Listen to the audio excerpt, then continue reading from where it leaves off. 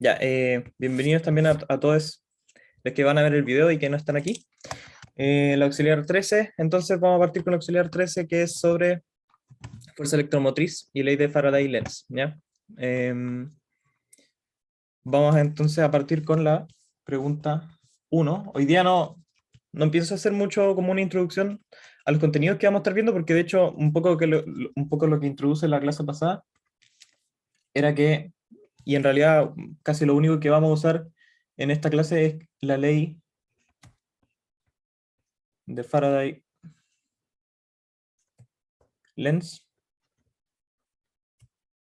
que nos dice que podemos calcular la fuerza electromotriz como menos la derivada con respecto al tiempo de un flujo magnético.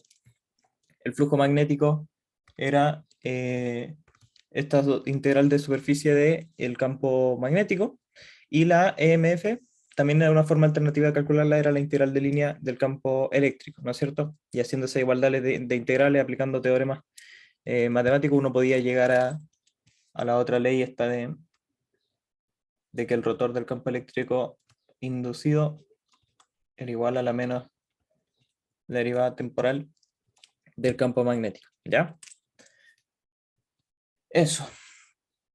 Eso por ahora. Contenido que vamos a ir viendo después van a ser campos magnéticos en medios materiales, ya también una generalización de las leyes de Maxwell de manera ya absoluta, incluyendo todos los efectos que pueden existir, campos eléctricos creados por inducción, eh, etcétera. Entonces, son las leyes de Maxwell más generales. Y también aparte de eso vamos a estar viendo onda electromagnética y vector de Poynting, que sería como la última materia del curso. Pero eso no entra en el control 2 de mañana, ¿ya? Entonces vámonos a la P1, de inmediato nomás. Y la P1 nos dice que tenemos un loop cuadrado de radio del lado A, que está montado en un eje vertical y es rotado con una velocidad omega. Un campo magnético uniforme apunta a la derecha, induciendo una fuerza electromotriz variable en el tiempo, que aparece en los dos terminales circulares de abajo, como muestra la figura 1. Entonces la situación que tenemos es que tenemos un loop cuadrado de radio A, está montado en un eje vertical que está rotando, ¿no es cierto?, con una velocidad angular omega, y acá viene un campo magnético B uniforme. ¿Qué es lo que quiere decir que sea uniforme? Que su magnitud es constante, nada más que nada más que eso, ¿ya? Entonces este campo magnético va a entrar por este loop que está girando, va a producir una MF, y esa MF va a ser medida acá por unos terminales en el eje inferior, ¿no es cierto? Ya, pues entonces nos dicen en la parte A, suponga que se define phi igual a 0 cuando el eje se encuentra en el estado en que muestra el diagrama. Es decir, lo que nos está diciendo esto, si lo miramos desde arriba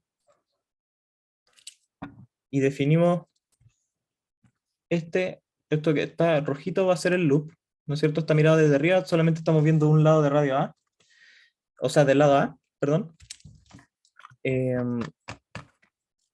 Entonces, esta cosa, si este hacia arriba es el eje Z, digamos que este es el eje X, este es el eje Y, y este va a ser el ángulo phi, de modo que el campo B viene hacia acá, ¿no es cierto?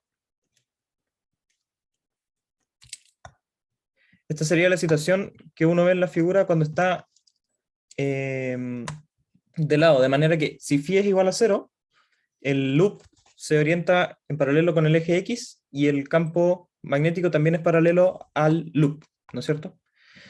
Eso es lo que nos dicen. Entonces, phi se define de esa forma y nos preguntan, nos dicen determine en qué orientaciones la fuerza electromotriz alcanza su máximo y en cuáles vale 0.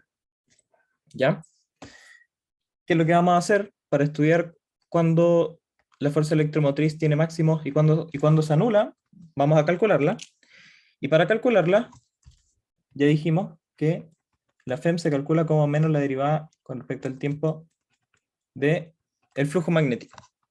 Y el flujo magnético va a ser, a su vez, la integral de superficie del campo magnético, ¿verdad? Este campo magnético, entonces, según nuestro sistema, como es uniforme, va a tener esta forma, su magnitud, que es uniforme, en la dirección X tongo, ¿ya? Que viene paralelo con X, según el X que nos definimos nosotros.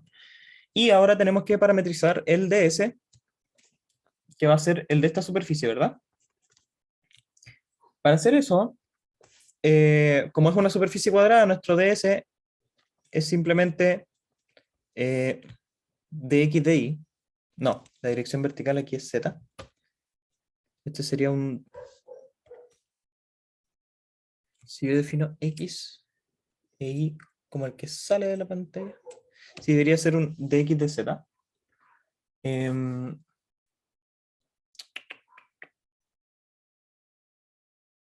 En realidad es arbitrario, uno podría decir que esto es como dx de y o ponerle variaciones. En realidad, lo que importa, em, me preguntan en el chat, ¿por qué no podría ser dx de y? Sí, en realidad, eso es lo que estaba pensando, porque uno podría definir la variación en... De hecho, incluso podríamos hacerlo más arbitrario, dejarlo como ds, porque al final vamos a ver que como el campo es uniforme, la integral es simplemente el área del loop. Y el área del loop es lo que varía en el tiempo porque está girando, ¿no es cierto? Es lo que varía en el tiempo según lo que ve el campo magnético, ¿ya? Em, Me preguntan en el chat también que se define con respecto a la posición inicial. Em, sí, po. O sea, el ds va a depender de el ángulo al final. Eso es lo que quiero que veamos ahora. Que lo que va a pasar es que acá nosotros vamos a tener que hacer un producto punto entre la dirección del campo y la dirección de la normal a la superficie, ¿no es cierto? Siempre que hacemos un ds, los ds tienen esta pinta, ds por el vector normal a la superficie. Y este vector normal lo tenemos que proyectar en el eje X y en el eje Y con el ángulo, ¿ya? Entonces, si ese es phi, este de acá también va a ser phi, y por lo tanto, n tongo va a ser igual a seno y por coseno y tongo por coseno de phi más, eh, si seguimos expandiendo este phi, esto de acá va a ser phi, entonces esto va a ser x tongo seno, pero en dirección negativa, ¿no es cierto? Esto de aquí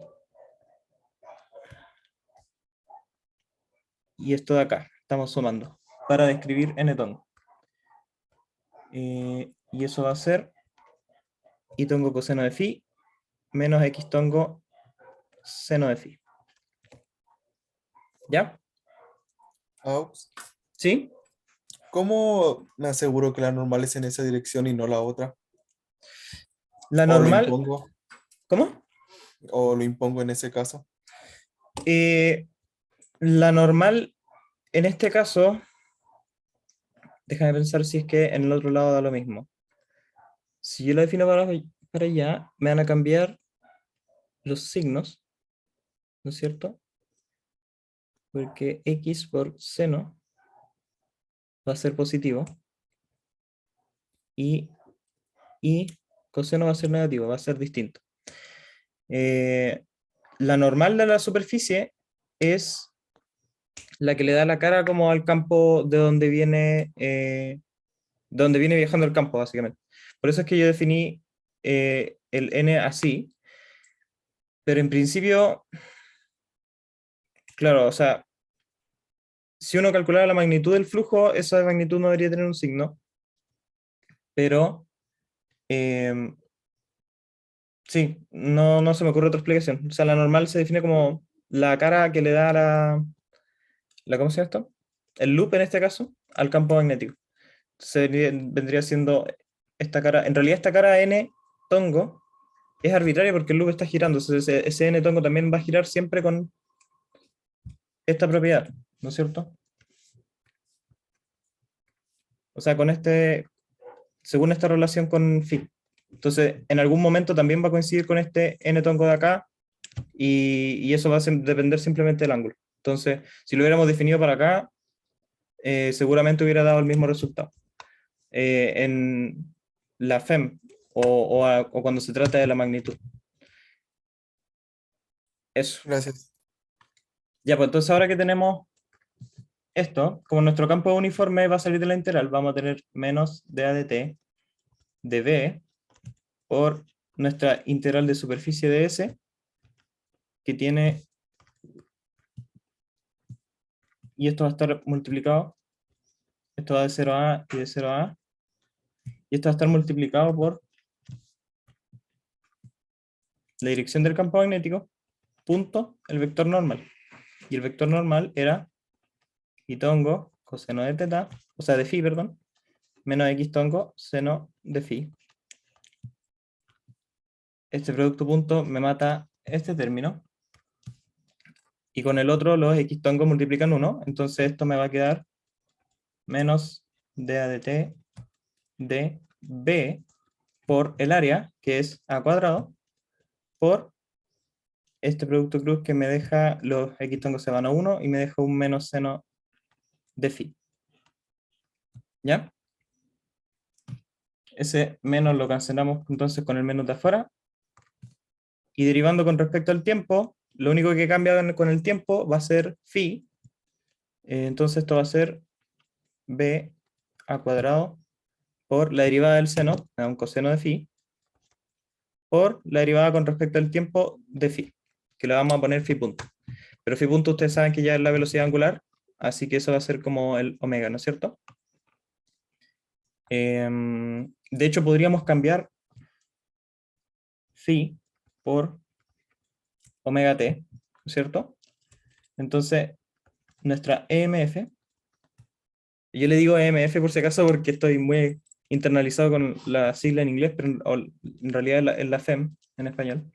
eh, Va a ser b por a cuadrado por coseno de omega t por omega, ¿verdad? ¿Por qué derivar esto con respecto a t? Entonces con eso tenemos la fuerza electromotriz que se induce en el loop debido a este giro, ¿ya? Es una MF variable del tiempo, no sé si se acuerdan, en la clase pasada yo se los decía, que siempre va a haber una MF cuando hay un flujo magnético que cambia en el tiempo. En este caso, lo que cambia en el tiempo es el área. El área es lo que cambia en el tiempo, en donde va pasando el campo. No es el campo en sí, pero también pueden haber casos en los que el área es fija, pues puede que el loop esté quieto, pero lo que cambie con el tiempo puede ser el campo magnético, ¿no es cierto? En esos dos casos va a haber una presencia o va a haber una MF, una FEM, perdón, inducida, ¿ya? Entonces nos dicen ahora determinar en qué orientaciones la FEM alcanza su máximo y en cuáles vale cero, ¿ya? ¿Por qué, por qué preguntan por la máximo y cuáles vale cero y no las máximos y el mínimo? Porque si se fijan, cuando, cuando el loop está así en horizontal, cuando phi vale cero, el flujo va a ser cero, entonces la magnitud de la MF va a ser cero, ¿no es cierto? Y cuando da una vuelta completa, en 2pi, de nuevo va a volver a cero. Entonces, en el trayecto, la EMF lo único que hizo fue aumentar y disminuir y volver a cero, ¿ya? Una vez que da una vuelta y empieza a volver a seguir girando, va a empezar a aumentar la FEM de nuevo. Entonces, en realidad, si uno quiere ser bien estricto, esta FEM debería ser como el módulo del coseno por omega, ¿no es cierto? Aquí lo único que pasa es que no es como que si la loop da una vuelta entera y vuelve a esta configuración original y sigue girando, no es como que se va ahora a inducir una FEM negativa. De hecho, lo que hace la FEM es que va a cambiar un poco como el, el sentido de la corriente inducida, pero como el loop es cuadrado y es simétrico, en realidad eso no nos va a importar, ¿ya? Por eso un poco más, eso más o menos un poco la razón por la cual nos dice eh, o sea, nos preguntan por qué vale cero, ¿no es cierto? Pero como, y bueno, es fácil ver que como la EMF depende del coseno, el coseno, o sea, esta va a ser máxima cuando el coseno valga 1, y el coseno de omega t o coseno de phi vale 1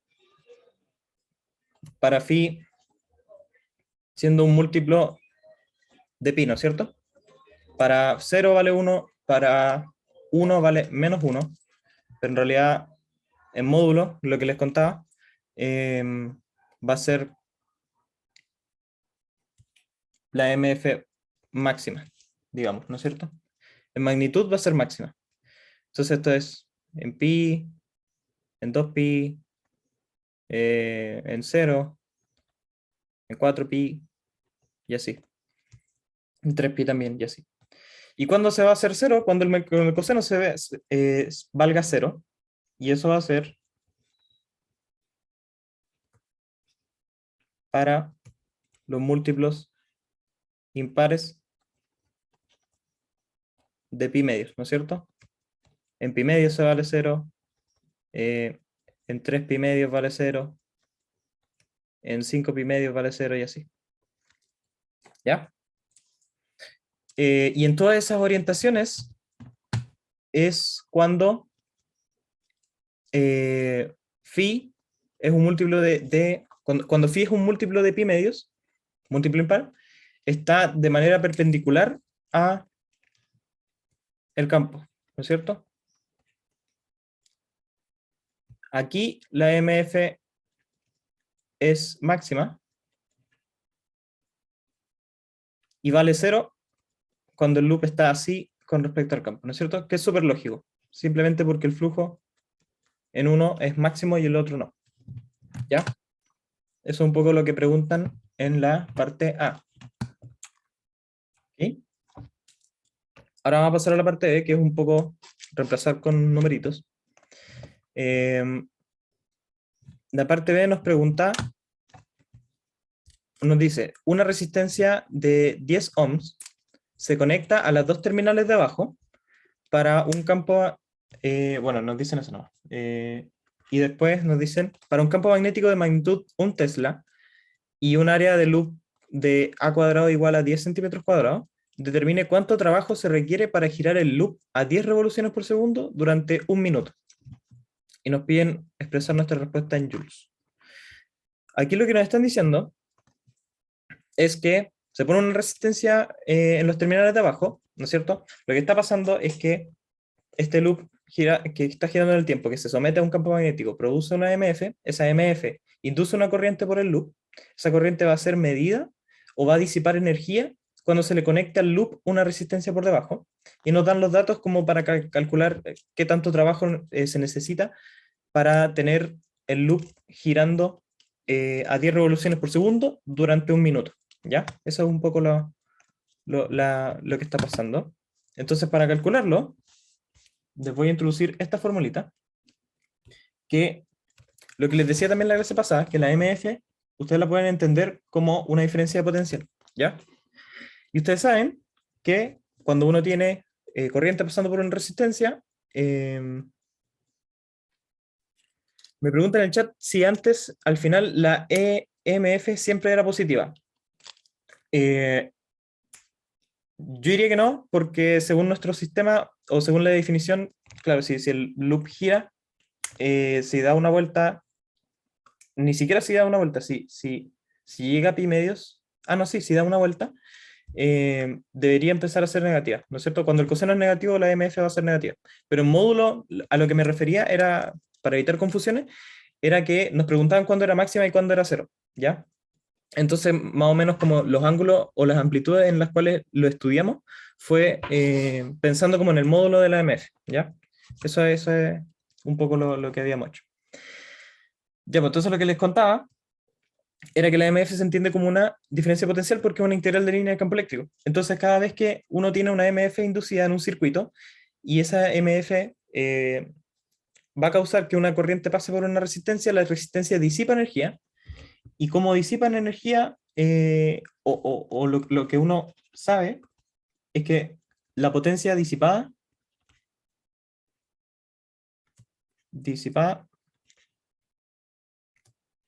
por una resistencia. Resistencia se puede calcular como el potencial al cuadrado sobre R, ¿no es cierto? Y aquí con la ley de Ohm uno puede hacer hartas relaciones. Esto también se puede calcular como B es I por R, entonces esto es I cuadrado sobre R cuadrado. También se puede calcular como la corriente al cuadrado por R.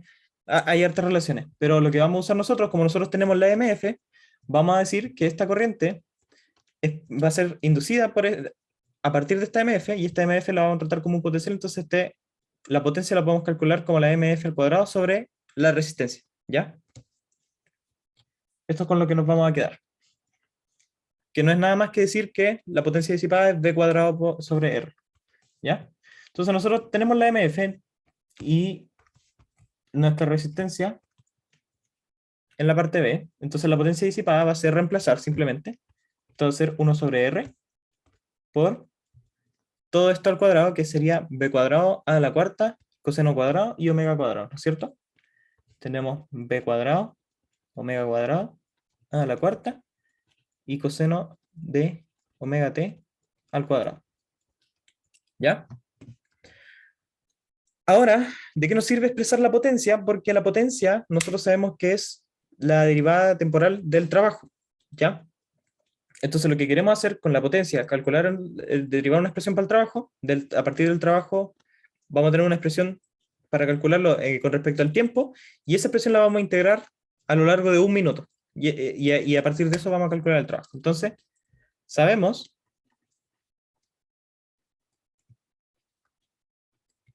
que P es igual a d omega de t, ¿no es cierto? La derivada del trabajo con respecto al tiempo. Eso quiere decir que d omega es igual a la potencia en un determinado intervalo de tiempo. Entonces, si nosotros integramos esto de 0 a t, un t arbitrario, podríamos decir que es un minuto, nos va a quedar que nuestro trabajo es igual a la integral de 0 a t de la potencia, que depende del tiempo, a dt. Y eso va a ser entonces, reemplazando nuestra potencia y sacando las constantes para afuera, vamos a tener b cuadrado, omega cuadrado, a la cuarta sobre r de la integral de 0 a t de coseno cuadrado de omega t a dt. ¿No es cierto? Y la integral de seno cuadrado, el trucazo de toda la vida, es, o la integral de coseno, perdón, es reemplazarlo por la integral de 1 más coseno de 2 veces el ángulo, 2 omega t, medios a dt, ¿cierto? Si uno separa la integral, nos va a quedar un medio por la integral de 0 a t de dt, entonces esto es simplemente t, un medio t, más un medio por la integral de 0 a t de coseno de 2 omega t, ¿no es cierto? Y la integral de coseno es simplemente el seno, entonces esto va a ser un medio por t más el seno, que evaluado en 0 me va a dar 0, entonces voy a anotar al tiro el resultado, el seno de 2 omega t sobre 2 omega, ¿no es cierto? La derivada de eso me va a dar coseno de 2 omega t, me suelta el 2 omega, que se cancela con el denominador, y esa sería la integral. Entonces, nuestro trabajo necesario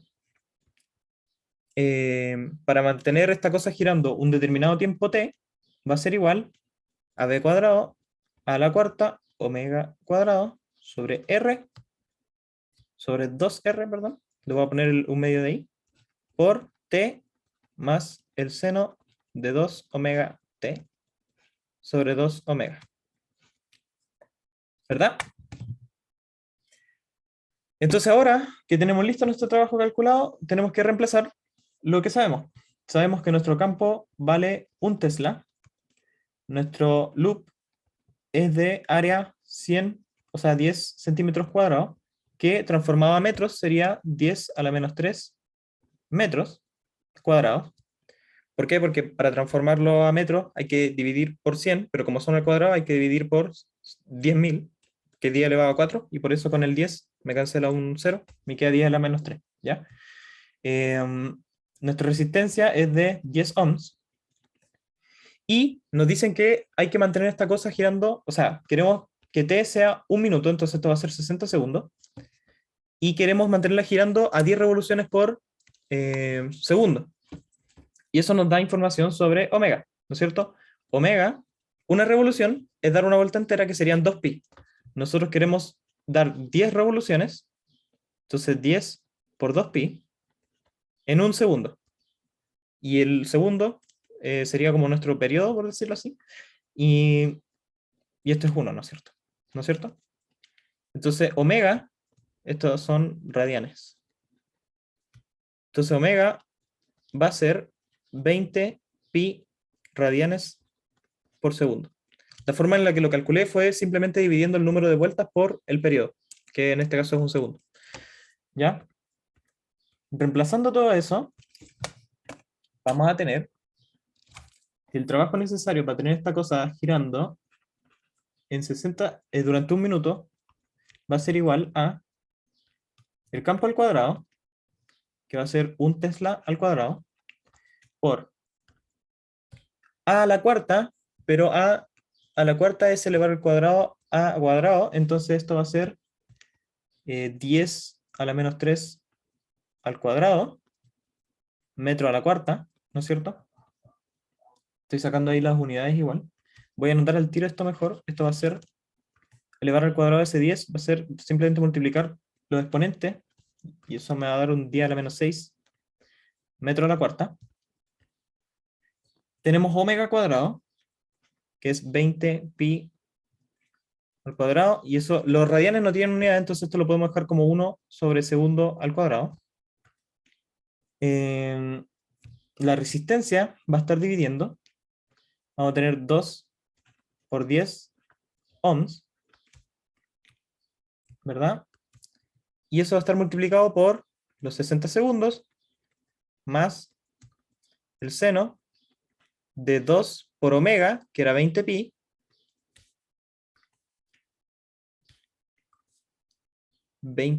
pi, por 60 segundos, ¿verdad? Y los pi son 1 sobre segundo, para que nos den las unidades. Y esto está dividido en 2 omega, que sería, de nuevo, 2 por 20 pi. Me falta un 0. Ya, pero eso es lo importante. Lo único que estamos haciendo es evaluar. Entonces, aquí lo que vamos a notar es que esto, 2 por 20 por 60, es un número par, y un múltiplo par de pi hace que el seno sea 0. Entonces este término se me va a eliminar, y me va a quedar la multiplicación de todos estos números, incluyendo el 60, me da, lo tengo por aquí, me va a dar 0.01184, y tenemos todas las unidades, ¿no es cierto? Tesla al cuadrado, metro al cuadrado, sobre ohms por segundo, porque aquí tenemos afuera segundo al cuadrado, y multiplicando con este 60 que tiene un segundo, se nos va el exponente, ¿no es cierto? Ahora lo que tenemos que hacer es dejar esto en joules. Spoiler, ya está en joules, pero vamos a ver vamos a ver cómo se relacionan estas cosas. El Tesla es igual a los volts por segundo sobre metro cuadrado. Entonces reemplazamos, nos vamos a tener volts al cuadrado por segundo al cuadrado sobre metro a la cuarta por metro a la cuarta sobre omega por segundo. Se nos van los metros a la cuarta, se nos van los segundos, y nos queda volts al cuadrado por segundo sobre omega, sobre ohms, ¿no es cierto? Pero por la ley de Ohm, acuérdense que los volts son iguales a la corriente por los ohms. Entonces, volts sobre ohm es igual a ampere, que es la unidad de la corriente. Entonces aquí tenemos volts por segundo por volts sobre ohm. Entonces vamos a tener volts por ampere por segundo. ¿Ya? Y la relación entre los volts y los amperes con los joules es que los volts son joules por coulomb y los amperes son coulomb por segundo. Reemplazando eso, vamos a tener que V por A por S es igual a J sobre C por C sobre S. Aquí lo único que estamos trabajando son unidades por segundos. Entonces se nos mueren los coulombs, se nos mueren los segundos y nos queda joules. Por lo tanto, el trabajo necesario para tener esta cosa girando a 10 revoluciones por segundo durante un minuto es igual a 0.01184 joules. Y eso es lo que nos pedían en la... Uy, qué re chueco. En la pregunta B de la, de la pregunta 1. En la parte B de la pregunta 1. ¿Sí? ¿Se entendió esa parte? De nuevo, para recapitular un poco lo que hicimos, nos pedían lo que acabamos de calcular, que era el trabajo necesario para tener esta cosa, este loop girando durante un minuto a 10 revoluciones por segundo. Para hacerlo, escribimos el trabajo en función del tiempo a través de la potencia, lo integramos por un minuto y reemplazamos las constantes conocidas del problema, ¿no es cierto? Las que nos dan. Alguien levantó, me sale que alguien levantó una mano. Adelante si tiene una pregunta. ¿No? Hola, yo ¿Sí? tengo, la pregunta es, ¿qué era el A mayúscula? La mayúscula es ampere. Ah, ya, Es aquí, ya. de aquí en adelante estamos con puras unidades de medida. Los V son volts, los A son ampere, que es la unidad de medida de la corriente. Este no es ahí, sino que es aquí, ¿cierto? La S son los segundos, los omega son los ohm, que es la unidad de medida de la resistencia, los joules son los de la energía, y así. Y el Tesla es una forma de medir también el campo, o sea, una unidad de medida del campo magnético. El campo magnético, un Tesla en realidad es un campo magnético súper fuerte. Campos magnéticos generalmente se miden como en Gauss, como en campos magnéticos más razonables o lo que uno esperaría o lo que uno mediría en un laboratorio. Eso, Gracias. ya. Ya, pues entonces vamos a pasar ahora a la pregunta. Vamos a hacer algo, voy a hacer la pregunta 3 primero, porque es más cortita, y después le damos con la pregunta 2, que también igual es como les decía, es un problema interesante, pero a priori no estamos como aplicando mucho lo que... O sea, en realidad sí, pero ustedes cachan. Ya, hagamos la P2, que es un poco aterrizar estos problemas, la MF, en circuitos. ¿Ya? Entonces tenemos el problema 2. El problema 2 nos dice que el diagrama de la figura 3, que es algo como esto, eh, tenemos un circuito, ¿no es cierto? Tenemos al medio un solenoide de radio R. Tenemos este solenoide encerrado por unos cables que conectan el circuito. Acá hay una resistencia R1. Sí, esta es la P3. Ah, verdad, tiene razón. Pavo. Es primera vez que creo que hago como un... en los tiempos que yo era como... Cuando tenía clase y iba a clase, era súper común que los auxiliares como que dijeran, ya ahora vamos a hacer esta pregunta en lugar de la otra, la vamos a hacer al revés o cosas así. Pero nunca, creo que nunca lo había hecho en auxiliar. Ya, pues y entonces acá tenemos un B1, sus terminales positivo y negativo, y acá tenemos un B2, terminales negativo y positivo. Nos dicen, esta figura es un circuito planar, compuesto por cables cuya resistencia es cero. Hay dos resistencias R1 y R2 y dos voltímetros B1 y B2. Lo que está acá, esto de aquí y esto de aquí son voltímetros.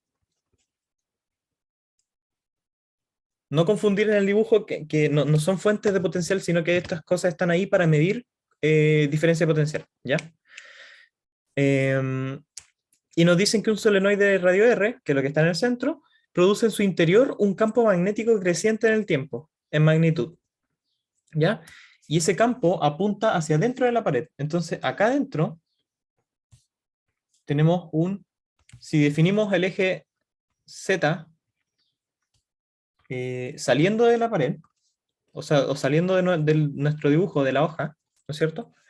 Vamos a tener que ahí adentro hay un campo magnético B que cambia en el tiempo, que va a ser igual a una magnitud que cambia, que varía en el tiempo, en la dirección menos z, ¿no es cierto? Entonces va a ser algo como eso, menos b de t en zetatón. ¿Ya?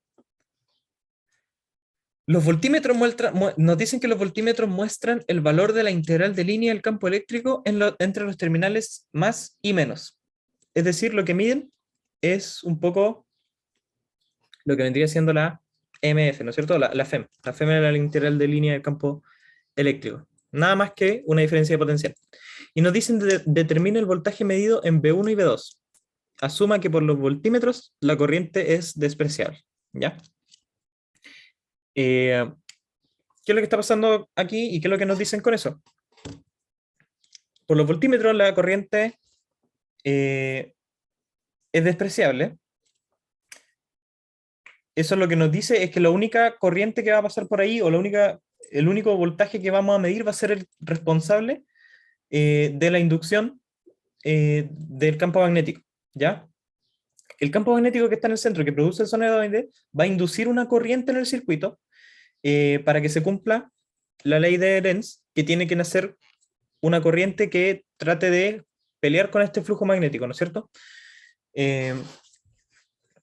Para ello, o sea, aparece esta corriente para pelear con el flujo magnético.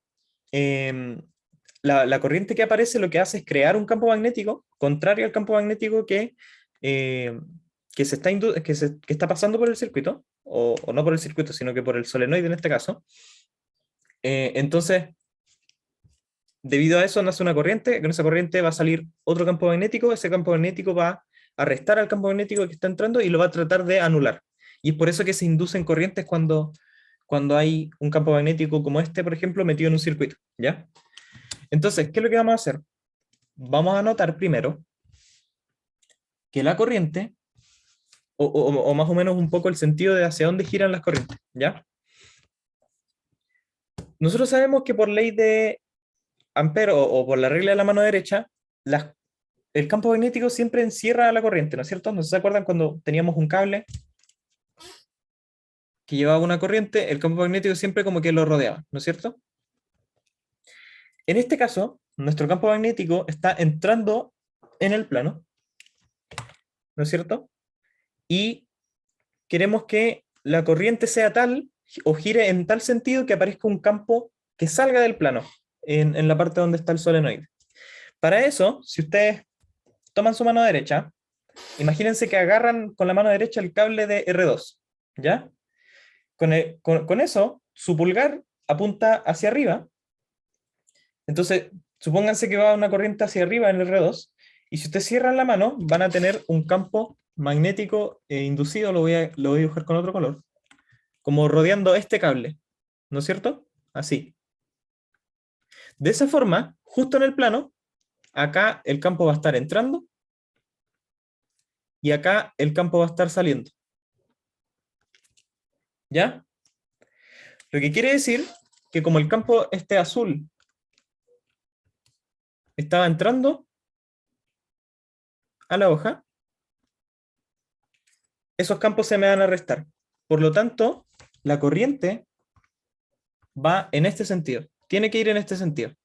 ¿Ya? Va a ir subiendo por aquí y acá ir bajando. Eso es un poco lo que les quería decir con esa idea. ¿Ya? ¿Por qué no puede ir en el otro sentido? Porque si la corriente fuera para abajo, sí, eso es un poco la ley de Lenz. La ley de Lenz lo que propone es que la MF o la corriente inducida nace para contrarrestar el flujo magnético, ¿ya? Para contrarrestar el flujo magnético necesito restar ese campo magnético que está pasando por esa área en el solenoide, y para restar ese flujo magnético necesito otro campo magnético que se me le oponga en la dirección, ¿ya? Entonces, para que eso pase, imagínense ahora si con la mano derecha ustedes toman el cable donde está R2 y su pulgar está apuntando hacia abajo. ¿Qué es lo que hace eso? Que el campo magnético justo en el solenoide está entrando, y eso haría que se sumaran, y eso no tiene sentido, ¿ya? Por lo tanto, la corriente tiene que ir en el sentido de las flechitas que les dibujé aquí, y eso se deriva en el sentido antihorario, ¿ya? Y eso, por supuesto, se propaga, voy a borrar un poco para limpiar esto, se propaga al resto del circuito, y en todo el circuito la corriente va a ir viajando de manera, o en el sentido antihorario, ¿ya? Es un poco lo que está pasando. Entonces, esa flechita que dibujé va a ser la corriente inducida debido a la presencia de este campo magnético, ¿ya? ¿Cómo va a calcular esa corriente? Calculando la EMF. Tenemos que calcular el flujo, o calcular la EMF, como la menos derivada temporal del flujo magnético, ¿no es cierto? Y el flujo magnético es la integral de superficie dB, ¿no es cierto? dB de t por ds. ¿Ya? Lo mismo de antes, ahora nuestra integral, estamos integrando el campo en esta superficie del solenoide del radio R, cuya normal estaría apuntando hacia nosotros, ¿no es cierto? Fuera de la pantalla, que es la cara que le da al campo que está entrando, ¿no es cierto? Por lo tanto, esto va a ser, como es un círculo, es integrar en cilíndricas, de a de t, de integral de 0 a 2pi, integral de 0 a r, de el campo, que es menos b de t en z tongo, por el diferencial de superficie, que va a ser r dr de phi en z tongo. ¿Ya? Entonces, haciendo lo mismo, los z tongos se nos multiplican 1. El campo depende del tiempo, pero no depende de las coordenadas, por lo tanto, nuestro b de t sale, nos va a quedar menos d de t de menos b de t, y la integral está de 0 a r, de r de r cuadrado medios, por 2pi, se nos van los dos, y nos queda simplemente el área del círculo interior, que es pi r, r cuadrado, perdón, le puse r punto. Pi r cuadrado, ¿cierto? Esto de aquí es el flujo magnético. Entonces, por este solenoide de acá adentro está pasando el campo, ¿no es cierto? Este solenoide produce, o sea, eso produce un flujo magnético. Ese flujo magnético lo introducimos en la fórmula de la EMF, y por lo tanto la EMF, derivando eso con respecto al tiempo, se nos cancelan los menos y nos va a quedar que la EMF es pi r cuadrado por b de t punto, ¿no es cierto? Que significa la derivada con respecto al tiempo. ¿Ya? Esa es la EMF. ¿Ya? Y recordemos entonces que la EMF es una especie de potencial. ¿Ya? Esta EMF va a producir una diferencia potencial que es la responsable de que aparezca esta corriente, y por lo tanto se va a cumplir por ley de Ohm que si nosotros tomamos la malla de adentro, aquí esto es combinación de la ley de Ohm con la ley de Kirchhoff, vamos a tener una caída de potencial en las resistencias, ¿no es cierto? Y vamos a tener una EMF, que va a ser también una diferencia potencial. Por lo tanto, R1, R2, por lo tanto, vamos a tener que la EMF menos las caídas de potenciales tienen que sumar 0, ¿no es cierto? Aquí da lo mismo la convención de signos. Yo quise ponerle menos a... de hecho, deberíamos hacerlo al revés. Le vamos a poner más y menos. ¿Por qué? Porque, no sé si se acuerdan cuando vimos un problema de mallas, donde nos poníamos en cada caso en una malla en donde pasaba una corriente, cuando pasábamos por una resistencia lo consideramos como una caída de potencial, pero las caídas de potenciales las consideramos positivas en nuestra ecuación, y cuando pasábamos por un generador de potencial, un generador de corriente, lo consideramos como una subida de potencial, y las subidas de potencial las consideramos negativas, ¿no es cierto?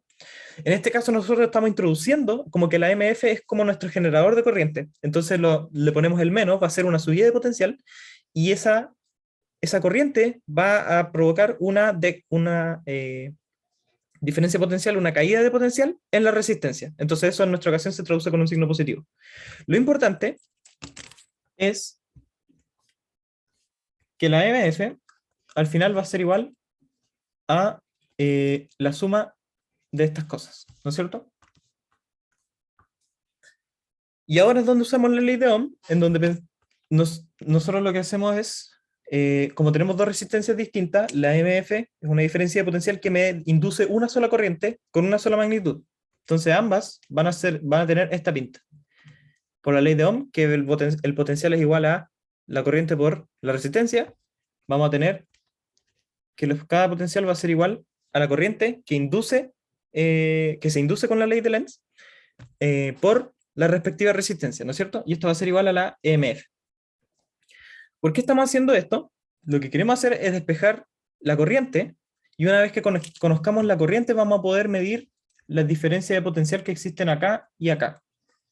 Porque esa corriente es la que va a estar pasando aquí y aquí, ¿no es cierto? Entonces nosotros tenemos la MF, tenemos R1 y R2, que esto va a ser I por R1 más R2, y tenemos que la MF por su lado era pi por R por V punto y el R al cuadrado, ¿no es cierto? Voy a dejarlo como V punto nomás para no estar anotando la dependencia con el tiempo todo el rato. Entonces, igualando esas cosas, vamos a tener que la corriente va a ser igual a pi por R cuadrado por V punto sobre la suma de la resistencia. ¿Ya? ¿Todo bien hasta ahí? ¿Por qué se da lo del la menos más los voltajes? Esto es lo único que estamos haciendo aquí al plantear esta ecuación es plantear la ley de mallas de Kirchhoff. ¿Te acordáis? No sé si te acordáis, cuando teníamos un circuito cerrado, podíamos tener diferentes cosas, caídas de potenciales, incluso podemos tener inductancia, podemos tener generadores de corriente y todo. Pero la ley de Kirchhoff dicen que en una malla cerrada, aquí lo que va a estar pasando corriente, van a haber caídas de potenciales, subidas de potenciales. En una malla cerrada, la suma de los potenciales es cero. ¿Ya? Entonces lo que estamos haciendo aquí es plantear que va a haber un potencial, unas caídas de potenciales debido a la resistencia en esa malla interior, y también va a haber una subida de potencial debido a la FEM, ¿no es cierto? A la fuerza electromotriz. ¿Ya? Entonces, si las sumamos, tenemos que igualarlo a cero. Y como les decía, los distintos signos se deben a que algunas son caídas de potencial y otras son subidas de potencial, ¿no es cierto? Y es por eso que estamos haciendo eso. Este problema es mezclar un poco lo que pasa, por eso les decía que era un poco mezclar lo que pasa con la MF y los circuitos, aterrizarlo al contexto de los circuitos, porque yo les había contado que la MF generalmente se calcula o es como esta diferencia potencial que ocurre en las baterías debido a procesos químicos y cosas así que me generan corriente, ¿ya? Entonces quería mantenerle este problema para que trabajáramos un poco con la MF combinado con esta cosa de circuito, ¿ya? Pero esa es la idea, solamente estamos haciendo ley de Kirchhoff ahí, considerando los distintos potenciales. En este caso tenemos un potencial debido a la fuerza electromotriz y a las caídas de potenciales de la resistencia, ¿ya? Entonces tenemos esta corriente, y esta corriente va a viajar por todo el circuito. Entonces lo que vamos a hacer ahora, para calcular lo que pasa por el voltímetro 1 y el voltímetro 2, de nuevo vamos a hacer una ley de mallas, pero por las otras mallas, ¿no es cierto? Vamos a tener una malla, la malla izquierda, que va a ser como este segmento, donde aquí está la resistencia 1, y aquí está el voltímetro V1, ¿no es cierto? Y como vimos, la corriente viaja en este sentido. ¿Ya? Si hacemos ley de mallas aquí, vamos a tener la caída de potencial de la resistencia R1, y la corriente aquí va contraria a el terminal positivo y el negativo de V1, entonces esto va a producir una subida de potencial. No es como que el voltímetro cause una subida de potencial, sino que el voltímetro va a medir una subida de potencial debido a que la corriente va en ese sentido, ¿ya? Eso es lo que quiero llegar. Y esto va a ser menos V1 entonces, ocurre una subida de potencial ahí, y eso tiene que sumar 0 por lo que les decía, la ley de Kirchhoff. En una malla, todas las caídas y subidas de potenciales suman 0. Entonces vamos a tener que V1 es igual a VR1, y el voltaje que pasa por R1 simplemente va a ser la resistencia de R1 por la corriente. Y la corriente es la que acabamos de calcular, que es la que está circulando por todo el circuito. Por lo tanto, si reemplazamos nuestro I, que era pi R cuadrado B punto sobre la suma de las resistencias, vamos a tener que el voltímetro 1 mide R1 por pi R cuadrado B punto sobre la suma de las resistencias. ¿Ya? Esto es lo que mide el voltímetro número 1. Tenemos la mitad del problema hecho.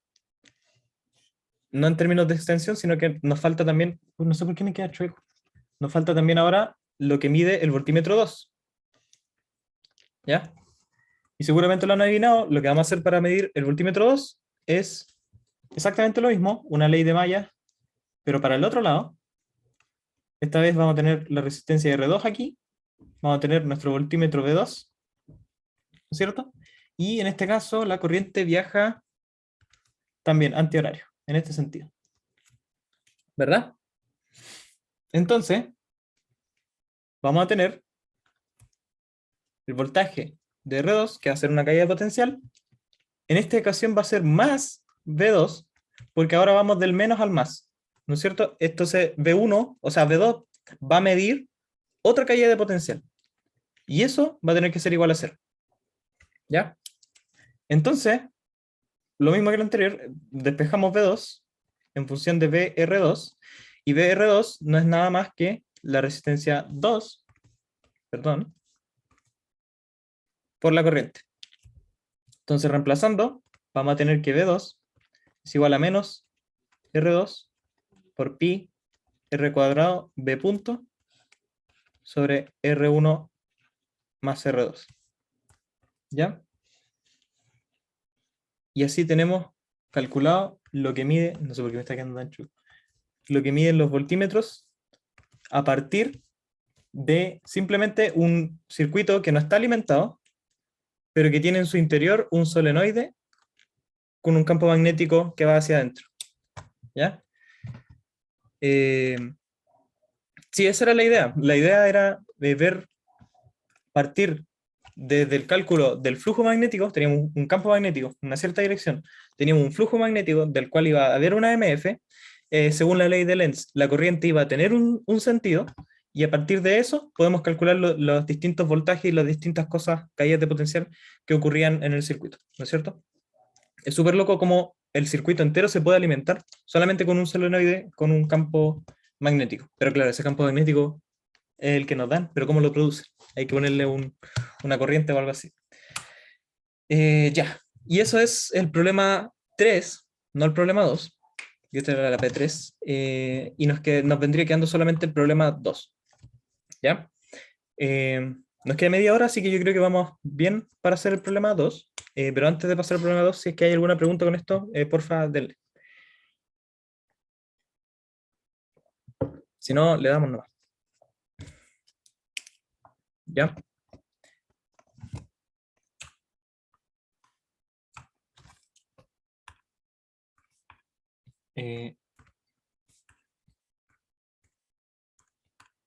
Ahora sí, P2. ¿Ya? Me preguntan en el chat, entonces cuando hay caída de voltaje, ¿se considera positivo? Cuando uno está haciendo ley de mallas de Kirchhoff, tienes que definir un signo para las caídas y para las subidas de potencial, ¿ya? Puede ser completamente al revés, puedo yo llegar y considerar que las caídas de potenciales son negativas y las subidas de potenciales son positivas. Lo único que me va a cambiar es esto, ¿no es cierto? Me pondría las cosas así, pero al final la ecuación y la relación entre estos voltajes va a ser la misma. Entonces, en realidad da lo mismo. Lo importante es ser consistente. Si yo defino un signo para alguna, las otras, que representan el caso contrario, ya sea una caída o una subida, tienen que tener un signo distinto, ¿ya? Y eso te lo da como la dirección de la corriente.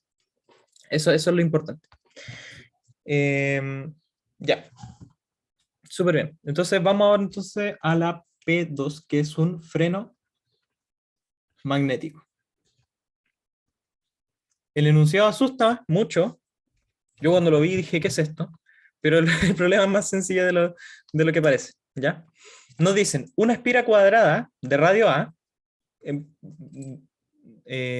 no debería ser radio A, debería ser lado A, como el de la pregunta 1, es una espira cuadrada del lado A, tiene masa m y puede girar libremente en torno a uno de sus lados, que se elige como el eje Z. Tenemos entonces uno de sus lados, que va a ser el eje Z, y esta cosa está girando, ¿no es cierto?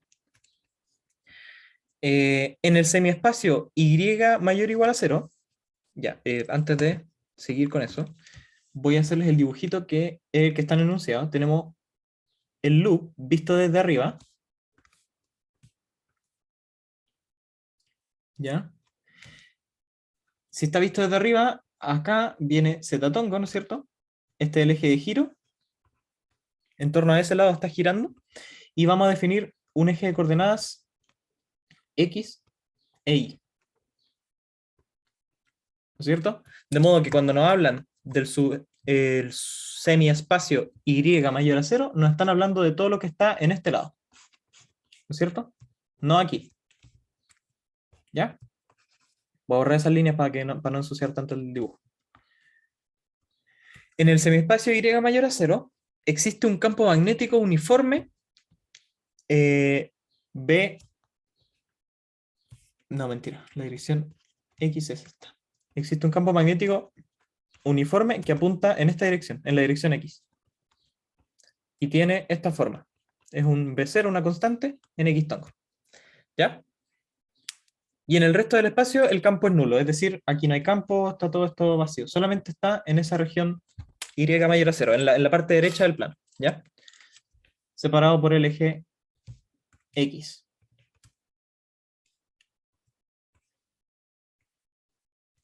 ¿Ya? Nos dicen en la parte A, esa es la situación que tenemos, y en la parte A nos dicen, suponga que en t igual 0, la espira tiene velocidad angular omega,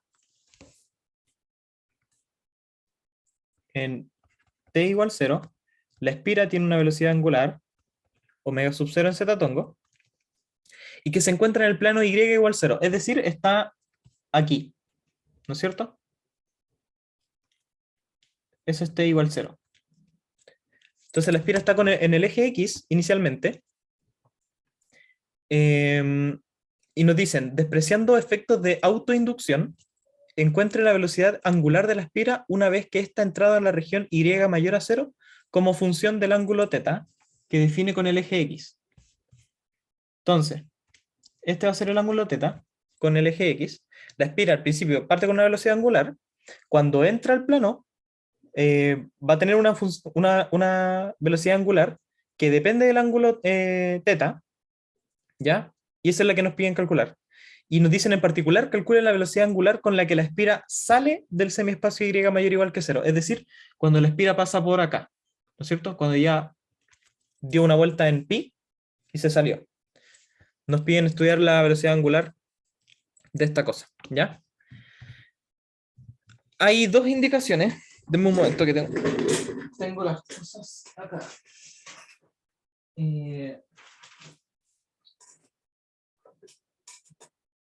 Encontrar. Sí.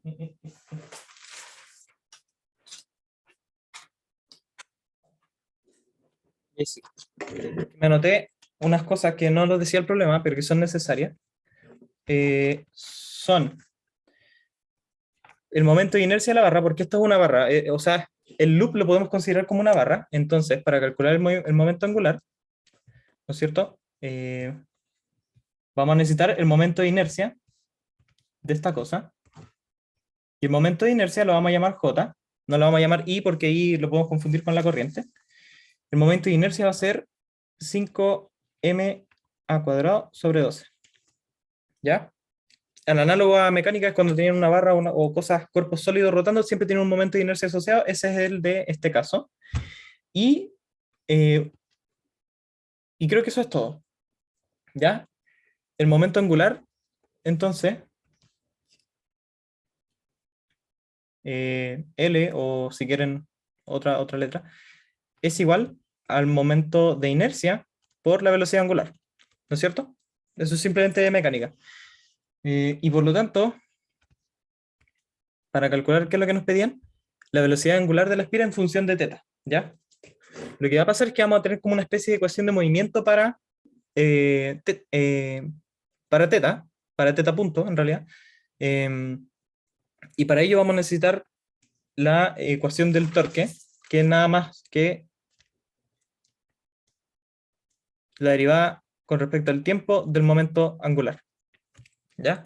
Hasta ahí es puro mecánica, como describir un poco el movimiento de la espiral. La espiral está rotando, se comporta como un sólido rígido, por lo tanto tiene un momento angular, y su ecuación del torque es esta de aquí.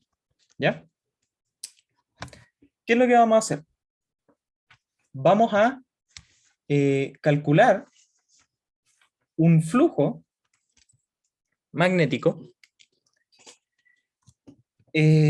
cuando la espira se separa del eje X, va a definir un área, ¿no es cierto? O sea, cuando se separa, va a darle una cara al campo magnético que está yendo en la dirección X, ¿no es cierto? Aquí, en esta situación de acá, voy a borrar un poco algunas cosas para ver si es que lo limpio un poco. Aquí este campo magnético que va en X va a estar entrando en el loop. Entonces, lo que va a pasar es que se va a producir un flujo magnético en el loop. Con ese flujo magnético vamos a poder calcular una corriente inducida en el loop. Con la corriente inducida y con el momento magnético vamos a poderlo relacionar con el torque, y con el torque y el momento angular y todas estas cosas vamos a poder construir una ecuación de movimiento para teta, ¿ya? Y a partir de eso vamos a calcular esta cosa de momento angular, o sea, la velocidad angular, perdón. A partir de la ecuación de teta punto, o sea, la ecuación de movimiento de teta, vamos a calcular velocidades angulares, ¿ya? Esa es como la idea de la pregunta, de la parte A. Suena un poco confuso, pero no lo es, así que démosle nomás. Queremos entonces, tenemos esta situación, tenemos una barra, un ángulo teta, y aquí va entrando un campo, ¿no es cierto? El campo va B0 en X, tongo, y esta barra me va a definir, de nuevo, una normal, ¿no es cierto? Como el campo es uniforme, nosotros ya vimos en dos casos anteriores, cuando el campo es uniforme, es el flujo es simplemente el campo, la magnitud del campo por el área del loop, ¿no es cierto? En este caso el área del loop es a cuadrado, pero aún así tenemos que hacer esta proyección con las direcciones, ¿no es cierto? Entonces, la normal, si nosotros extendemos los ejes acá, vamos a tener que esto es teta, y por lo tanto esto también es teta, y esta es la dirección y tongo, y esta es la dirección x tongo. Por lo tanto, n tongo va a ser igual a, quiero este eje, entonces y tongo coseno de teta, menos seno de teta, o menos x tongo seno de teta, ¿verdad? Que de hecho es como la misma normal de la P1. Y es razonable porque es como lo mismo, ¿no es cierto? Tenemos el loop y tenemos el campo magnético yendo. Entonces, el flujo va a ser igual a la integral, ¿no es cierto? B0 por a cuadrado, con el producto entre estas direcciones, que va a ser x tongo por n tongo, ¿no es cierto? Y sobrevive el menos seno. Y nuestro flujo entonces va a ser B0 por a cuadrado por el seno de teta, con un signo menos. Que de hecho, de nuevo, también es como el mismo flujo de la, de la P1. Ya, pero da lo mismo.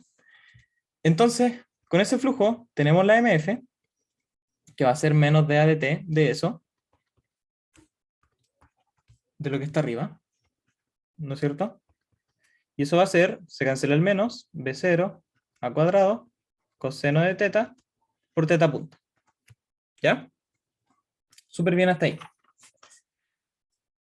Con la ley de Ohm, entonces podemos calcular la corriente, ¿no es cierto? Porque V es igual a I por R, en este caso no tenemos V, tenemos EMF, entonces tenemos que I es MF sobre R. La corriente inducida en el loop va a ser igual a V0 a cuadrado coseno de teta, hoy me quedó horrible, coseno de, bueno, se me olvidó escribir ahora que coseno de teta, teta punto sobre R. ¿Ya? La espira tiene resistencia R, así que ese es el R que estamos poniendo aquí, ¿ya? Quería confirmarlo con el enunciado.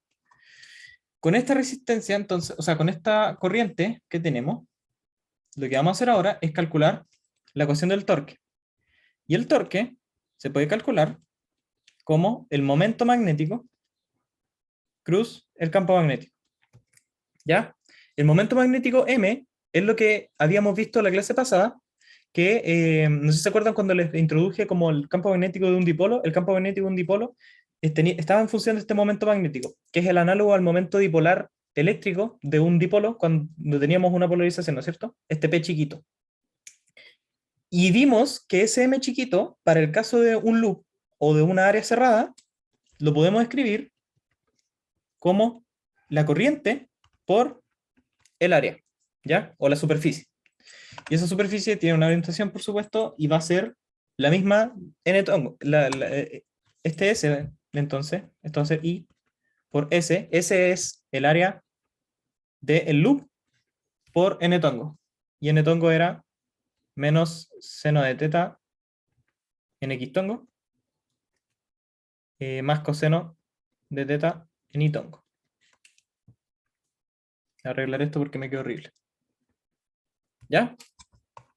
Entonces, nuestro torque va a ser igual a I por A cuadrado por todo esto, seno de teta x tongo, más coseno de teta en y tongo, cruz B0 en x tongo.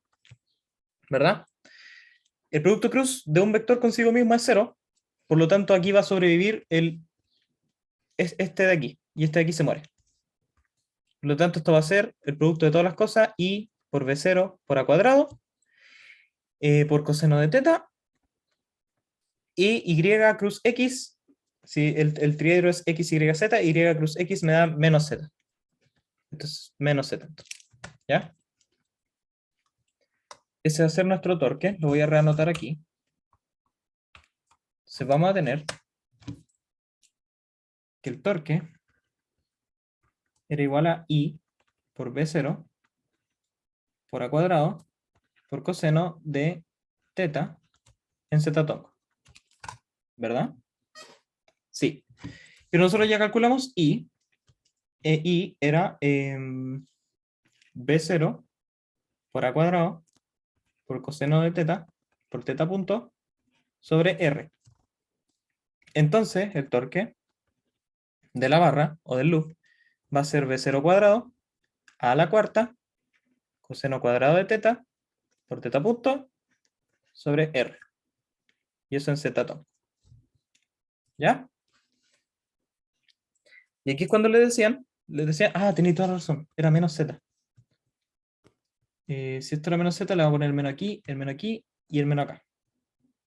Sí, está súper. Muchas gracias al compañero. Ahora que tenemos el torque, como les decía, planteamos la ecuación de movimiento para teta punto. El torque era igual a la derivada con respecto al tiempo del momento angular, y el momento angular era, a su vez, el momento de inercia por la velocidad angular, omega, que omega en general lo podemos escribir como teta punto, ¿no es cierto? Teta punto. Entonces, esto va a ser igual a lo de arriba, ¿no es cierto? Porque estamos igualando los torques. Coseno cuadrado de teta, teta punto. Y aquí podemos obviar la dirección, en realidad no podríamos no ocuparla, ¿no es cierto?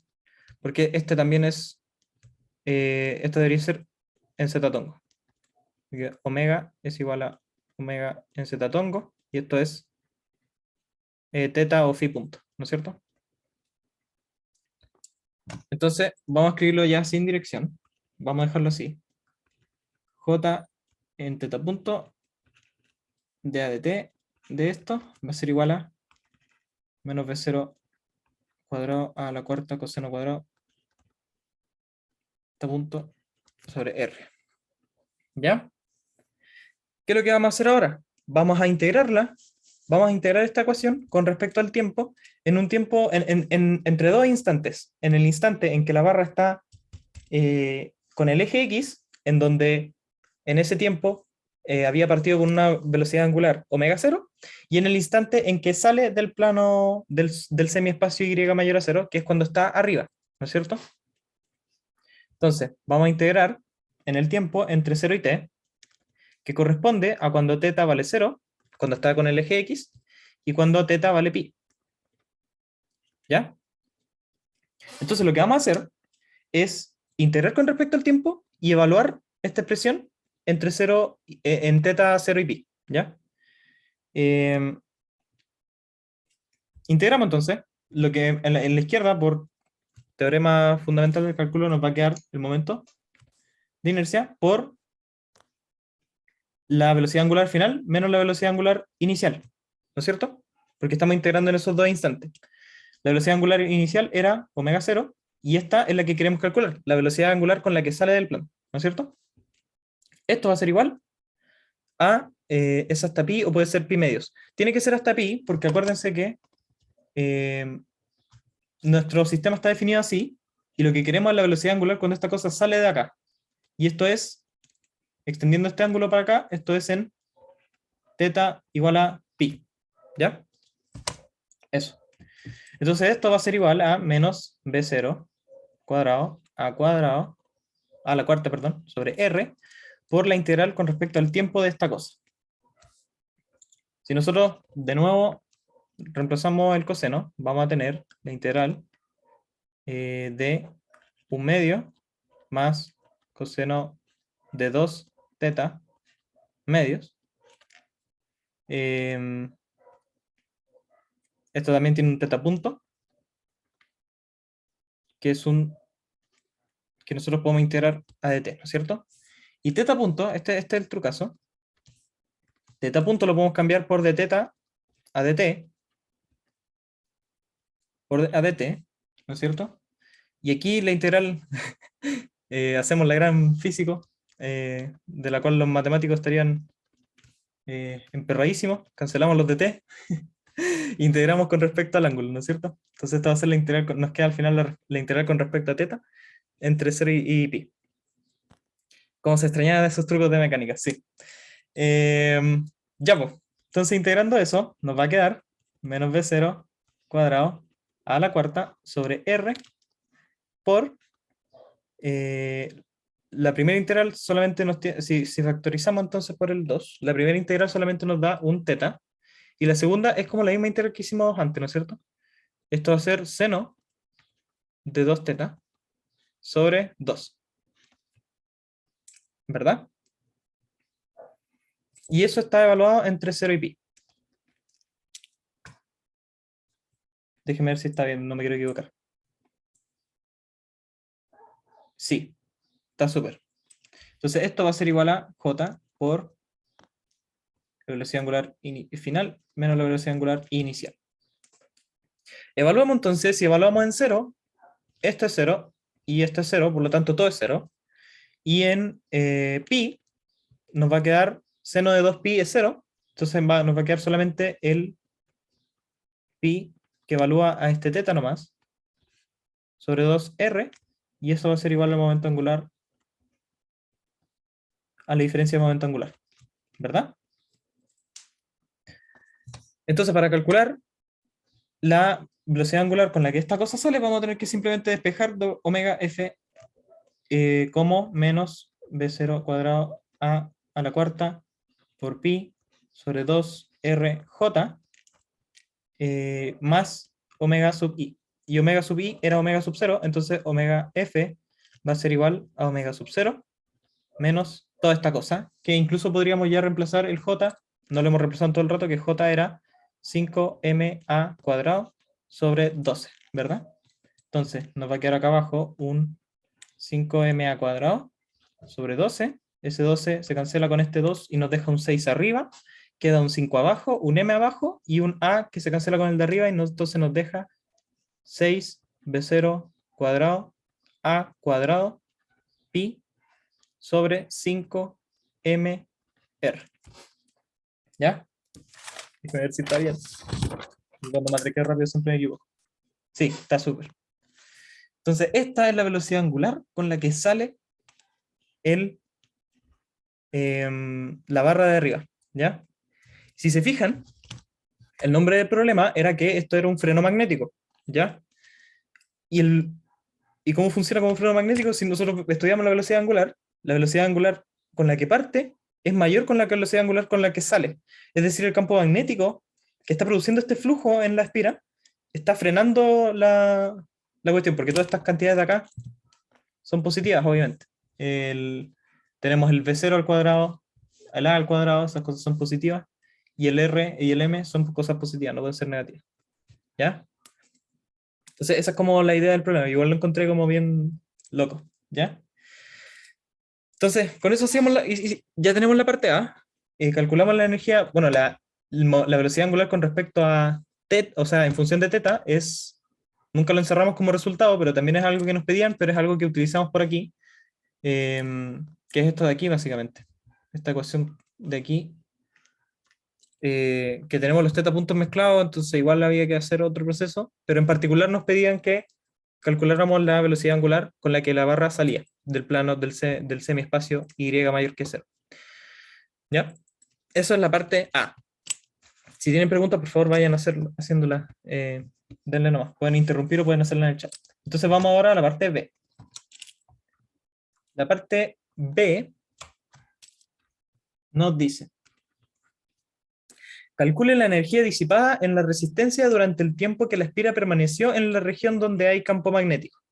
Es decir, esta cosa vio disminuida su velocidad angular. La única forma de que vea disminuida su velocidad angular es aplicando un trabajo a la espira, ¿no es cierto? La que le aplica trabajo es el campo, y ese trabajo se puede dar cuenta de mecánica como una diferencia potencial, ¿no es cierto? No, en realidad no, me equivoqué. Una diferencia de energía mecánica, ¿ya? En este caso no hay energía potencial. Y entonces esta cosa se debería traducir en una diferencia de energía cinética, ¿ya? Ahora sí, ahora sí todo tiene sentido. Y nosotros vimos, el único movimiento aquí es angular, no es relacional, entonces vamos a tener una energía cinética de rotación, y esa energía cinética de rotación va a ser proporcional a la velocidad angular, por lo tanto vamos a tener una diferencia de energía de cuando la espira partió girando y cuando terminó girando. Esos van a ser nuestro momento inicial y final. Entonces el trabajo va a ser esta diferencia de energía cinética, que a su vez va a ser igual a, recuerdo de mecánica, la energía cinética, esto va a ser un delta de la energía cinética de una barra girando, que era un medio por el momento de inercia, que aquí no lo quería anotar con I de nuevo porque se puede confundir con la corriente, por la velocidad angular, ¿no es cierto? Al cuadrado. Algo así era, o siempre lo escribían como θ punto cuadrado, una cosa así. ¿Ya? En nuestro caso, esto va a ser J, ¿no es cierto? Va a ser un delta de un medio J por omega cuadrado. Nosotros tenemos velocidad angular inicial y final, entonces vamos a tener que el trabajo, que va a ser igual a la energía disipada, que va a ser la diferencia de energías potenciales, va a ser simplemente la diferencia entre la energía cinética inicial más la energía cinética final. ¿Ya? Que son los momentos de inercia multiplicados por su velocidad angular al cuadrado. Omega sub i, me acabo de equivocar. Dije diferencia y puse un signo más. Eso estaba malísimo. Ya, omega sub i era omega sub 0, que es la velocidad inicial, y omega sub f es el que calculamos en la parte A, ¿no es cierto? Entonces reemplazamos, no, po. Vamos a tener que la energía disipada va a ser igual a un medio j omega sub Una 0 pregunta. cuadrado. Sí, adelante. ¿Por qué J. estoy restando la inicial menos la final y no la final menos la inicial? Tiene toda la razón, señor. Esto va a ser omega final menos la inicial. Claro. O lo podíamos dejar al revés y ponerle menos, ¿no es cierto? Pero sí. Toda la razón. Muchas gracias por hacerlo notar.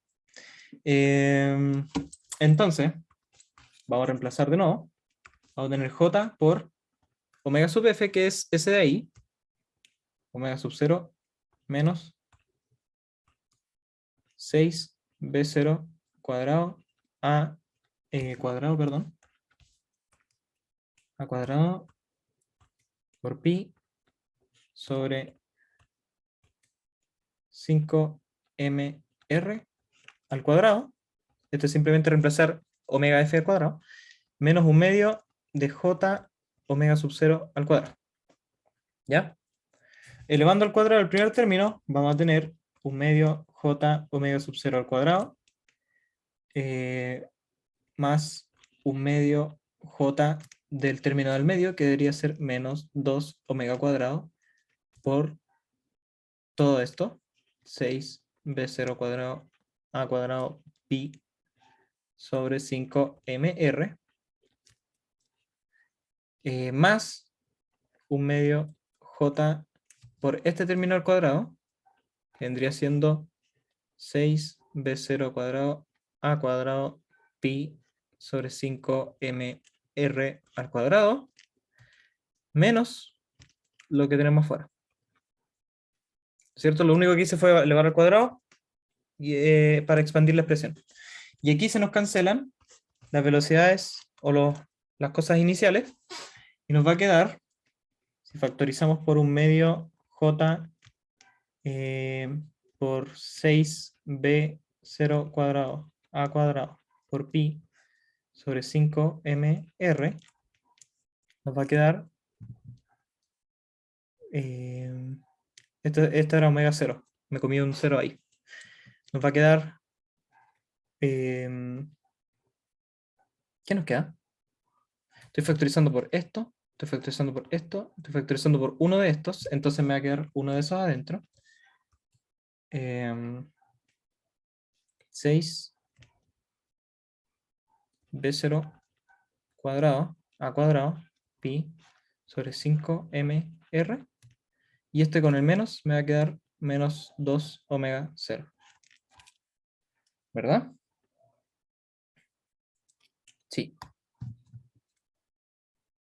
¿Qué es lo que vamos a hacer ahora? Vamos a reemplazar el j, aunque esto ya podría ser un resultado porque ya son puras cosas conocidas, basta con reemplazar el j. Esto con esto me va a dar un 3 arriba, y j es 5m a cuadrado sobre 12, entonces esto va a ser por 3b0 cuadrado a cuadrado pi sobre 5mr.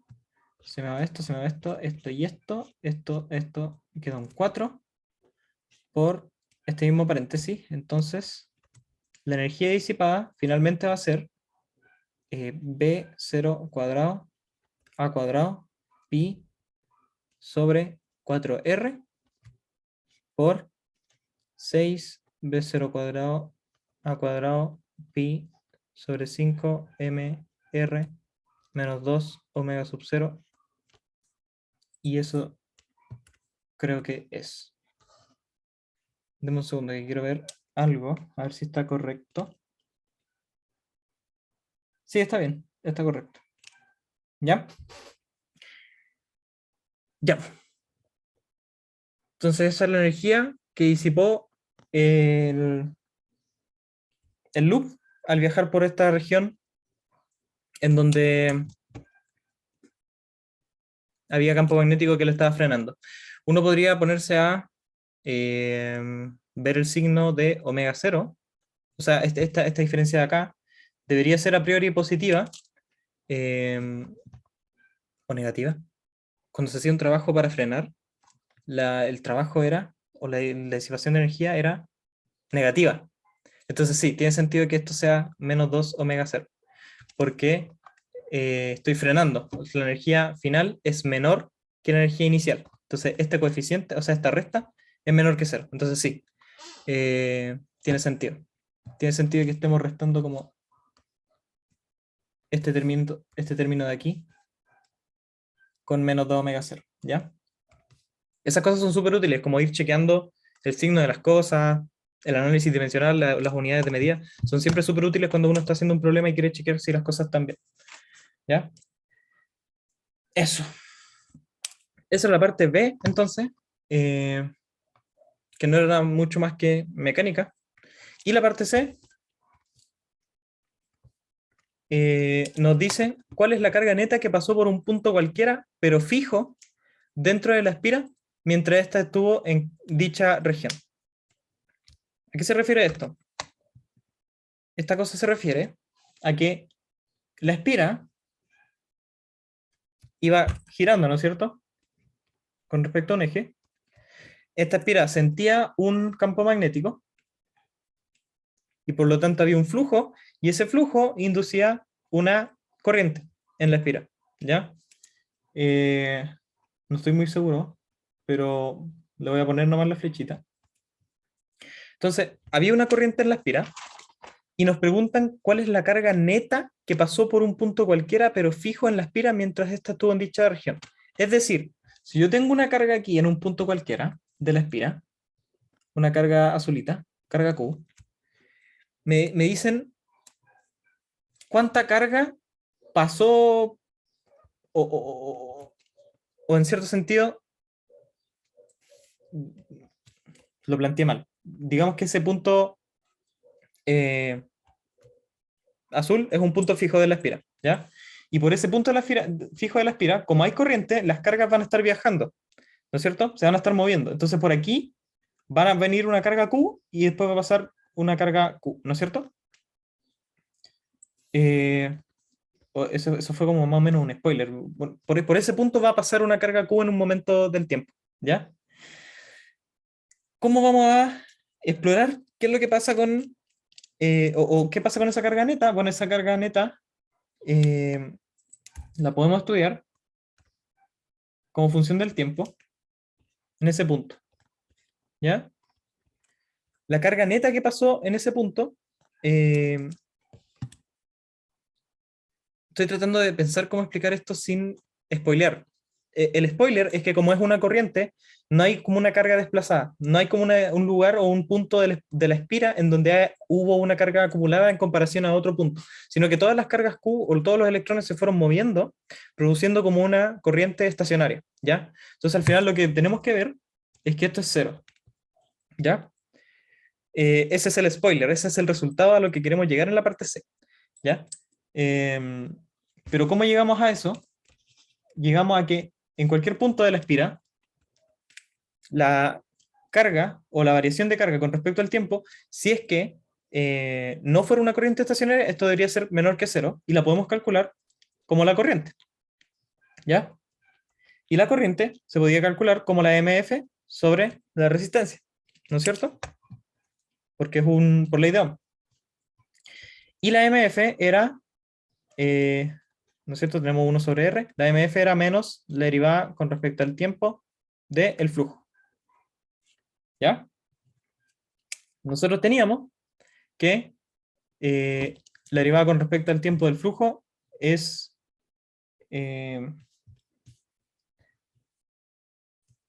acabo de confundir con lo que les quería explicar al principio. El spoiler no es que dq a dt es cero.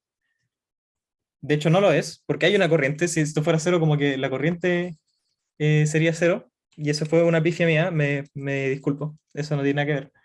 Lo que hay que llegar es que delta Q es cero. ¿Qué es lo que es delta Q? Sería como la integral de dq a dt con respecto al tiempo. ¿Ya? A eso es lo que me refería con variaciones de carga en el tiempo, ¿ya? ¿Es esto lo que tiene que ser cero? Porque de otra forma la corriente no sería estacionaria, ¿ya? Esto de aquí variaría en el tiempo y la integral no sería cero, ¿ya? Eso es lo que se quiere llegar. Básicamente a lo que queríamos llegar es que dq a dt es constante, ¿ya? Esa es la idea. Es constante en todo el tiempo en el que en que la espira está girando de cero, de θ igual 0 a θ igual pi, ¿ya? Entonces, ahora sí, ahora sí que ya tenemos claro a lo que tenemos que llegar. Vamos a calcular esto y vamos a tener que dq a dt es igual a menos 1 sobre r por d flujo a dt, y el d flujo a dt era, ¿dónde lo sacamos? Al principio, ¿no es cierto? B0 a cuadrado coseno de θ en θ punto, ¿no es cierto? Entonces esto va a ser B0 a cuadrado coseno de θ punto. Integramos entonces de 0 a t, vamos a tener el mismo otro caso de antes, vamos a tener el delta de q, va a ser igual a menos B0 a cuadrado sobre r por la integral en el tiempo de coseno de θ de dq, o sea, de dθ a dt, dt. Entonces, eso transforma nuestra integral, cancelando los diferenciales, transforma nuestra integral en lo de aquí. En una integral de 0 a pi, porque estamos integrando de nuevo en donde pasó girando la espira, de coseno de θ de θ. Y la integral de coseno es seno de 0 a cuadrado r por el seno de θ, evaluado entre 0 y pi. Y el seno de θ en 0 es 0, y en pi también vale 0. Por lo tanto, de hecho, el signo de por lo tanto es otro. Por lo tanto, delta Q vale 0. Y delta Q es la carga neta que pasó por un punto arbitrario de la espira. Eso es como lo que queríamos llegar. Nos preguntan cuál es la carga neta que pasó por un punto cualquiera, pero fijo en la espira mientras estuvo girando en esa región. La carga neta que pasó fue 0. Es decir, las cargas distribuidas en la espira se mantuvieron siempre al mismo nivel y la corriente fue estacionaria. Básicamente eso es lo que decía, a lo que se quería llegar en el problema. Y eso es todo, creo que alcanzamos a hacer toda la auxiliar de hoy, ¿ya? Si tienen preguntas del auxiliar, denle nomás. Si tienen preguntas de cualquier otra cosa, también denle nomás. De nuevo, como recapitulación, para el control de mañana, estudien cómo calcular campos magnéticos. Ya vimos ley de Biot-Savart, vimos ley de Ampère, vimos un poco un guiño de potencial magnético. Con el campo magnético pasan muchísimas cosas. Estudien autoinductancias, estudien inductancias mutuas. Ahora ya vimos hoy día un poco más sobre la ley de Faraday-Lenz e inducción de fuerza electromotriz a partir de campos magnéticos, varios problemas, un poco aterrizado también a circuito. Y eso es más, creo que en esencia estaríamos cubriendo más o menos casi todo lo que, o todo lo que entra en el control de mañana, ¿ya? Eso. No sé si tienen alguna consulta o cualquier cosa. Mucho éxito, por supuesto, para el control de mañana. Acuérdense de ir bien descansados. Supongo que va a ser durante el mismo horario. No sé qué ha dicho el profe. Será parecido, me imagino que la modalidad será parecida o igual a la del control 1, entonces vamos a estar igual pendientes de abrir un Zoom para contestar dudas o cosas así, ¿ya? Del enunciado. Eso. Si no hay nada más, que estén muy bien y nos estaremos viendo la próxima semana, ¿ya? Que estén súper bien. Chao. Chao, Se chao. fija, chao. Chao, mucho éxito. Benja, ¿se ¿Sí? escucha? ¿Sí? Tengo una duda sobre la P1. Sí, adelante. Menos Qué mal, bueno. casi paro de grabar. Que Ahora sí. pasa que he estado haciendo ejercicios de muchos controles anteriores Ajá, y muchos ejercicios de esta manera parecido al final no termina siendo seno, sino que termina siendo coseno. ya. De hecho, el mismo ejemplo que dio el profe eh, en la clase Ujú, también terminaba siendo coseno. Entonces, mi duda es si al final, si trabajo con coseno, me refiero al campo eléctrico, el flujo eléctrico. ya. Si termino Magnético en trabajando este caso. magnético, sí. Si termino trabajando con coseno o seno, al final es lo mismo, Mm, porque eso me duda un poco. depende. Eh, Probablemente la definición de dónde está como el cero, de dónde empieza a rotar la cosa, en algún ejemplo que habrá visto el profe o en los problemas, sea de tal modo que lo que te da aquí es un seno, o un coseno, perdón.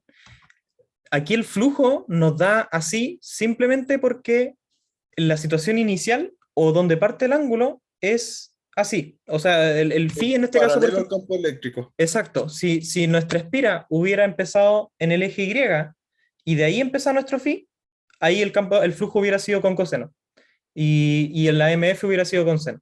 ¿Ya? De hecho, en el momento inicial tiene sentido que sea un coseno porque el flujo va a ser el máximo, ¿no es cierto? El campo va a ir perpendicular. Entonces, cuando tu problema empieza a su momento inicial dándole el loop la cara al campo magnético, el flujo se comporta como un coseno. Si es paralelo, debería ser como un seno. ¿Ya? En este caso, el problema 1 y 2, nuestra barra, nuestro loop partía paralelo al campo y por lo tanto tiene sentido que el flujo empiece con seno, porque de hecho en la posición cero no hay flujo magnético, ¿me caché? Sí, Eso, al final, trabajar con seno o coseno o el ángulo te lo va a dar como el problema, ¿ya? Tienes que estar como bien pendiente de cuál es la situación inicial o de cuál es la definición de dónde parte el ángulo, ¿ya? gracias, esa era mi duda. Eso. Bien.